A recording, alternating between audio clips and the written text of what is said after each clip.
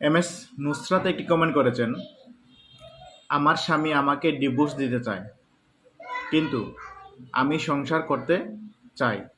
আমার 2টি বাচ্চা আছে। এখন আমার কি করা উচিত? দেখেন, কেউ যদি আপনার সাথে সংসার না করতে চায়, তাহলে আপনি জোর করে সংসার করতে পারবেন না। হ্যাঁ, আপনি কোর্টে গিয়ে মিথ্যা মামলা করতে পারবেন, তাকে হয়রানি করতে পারবেন, কিন্তু হয়রানি করলে কী লাভ হবে?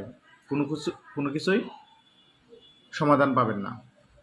বরং আপনি হয়রানি করলে আপনার সংসারটা যাও টেকার কথা ছিল সেটা টিকবে না।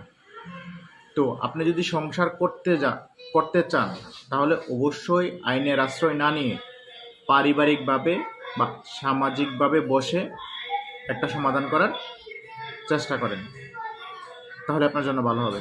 আশা করি উত্তরটি পেয়েছেন।